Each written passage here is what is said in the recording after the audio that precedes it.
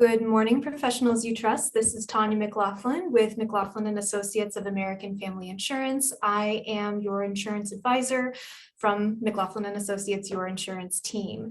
Today, the tip of the day that I'll be sharing is related to us on both a personal and professional level. Simply a quick reminder to play to your strengths. As professionals, and especially elite professionals, I know we're pulled in lots of different directions every single day. And if you're like me, you tend to prioritize the things that are the weakest, and you look for efficiencies and you look for improvements. And don't get me wrong, that is a very good way to spend your time and help provide that efficiency for your team to basically scale the growth and the success that you've had. However, as a leader sitting in our own seat, yes, we identify those things, but we have to make sure that we're tackling them in a way that plays to our strengths, because that's what sets us apart from the next person. And the thing that I find interesting about strengths is that they do change over time. So if you've ever been in a corporate atmosphere where you take these as kind of team building, interacting things over time, it's interesting to see that progression. And if you haven't had that opportunity, here's what I recommend as resources. Some of these you may have heard of, but to effortlessly set yourself apart, understandmyself.com is actually a new resource put out there by Jordan Peterson, well-known psychologist. This allows you to evaluate your strengths in different categories. And it has some really cutthroat feedback for you, but in the best way, because with that raw data and that raw feedback, we can start to hone in on the things that we're good at and really better understand the things that we're a little weaker at. StrengthsFinder 2.0, that one always comes up for me because it does exactly that. It identifies the strengths that you do. It's through Gallup. 2.0 means it's an updated version, so please check it out online if you haven't, or if you took it over 5 years ago, now's a good time to take it again.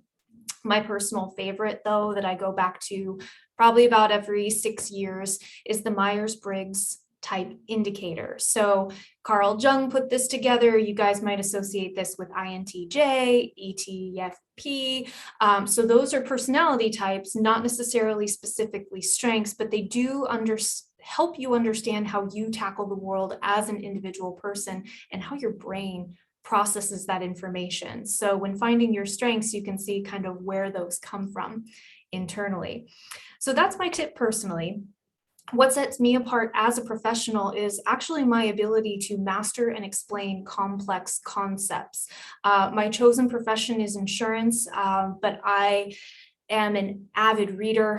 I studied lots of different areas outside of insurance, one of which when I was getting my degree was natural hazards and disasters. It pulled me back into that risk assessment world that it's just what I find interesting is how we interact with the natural world, or more importantly, how it decides to interact with us with no forewarning. So what can we do to manage that?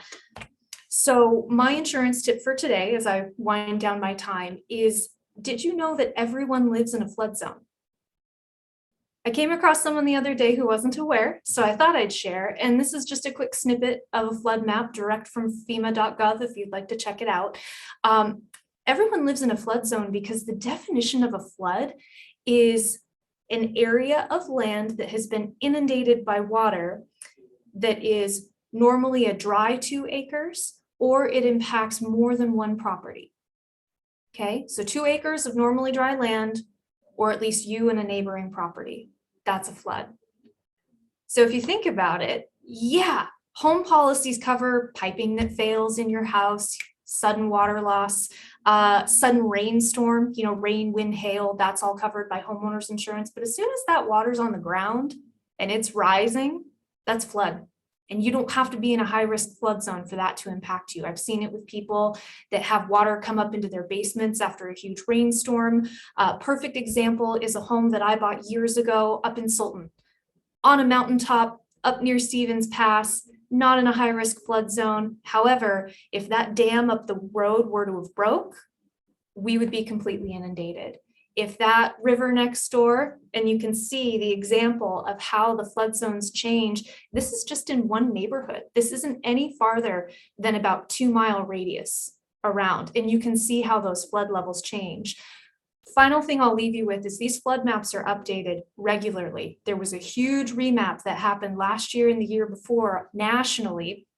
And they do that intentionally because the world is changing, the earth is changing, and we have to keep pace with that. So there's big things happening in flood right now, but the main thing you need to know is that everyone lives in a flood zone. So find a flood expert that can tell you how to manage that, whether it's something they need, and most importantly, finding a policy that gives you those different options. So last thing, you heard me say this before, I'll say it again, that making choices now and having hard conversations now mean freedom later. This is where we like to insure carefully and dream fearlessly. So if you'd like to talk with local licensed insurance advisors, you can call us, McLaughlin and Associates, your insurance team. Thank you.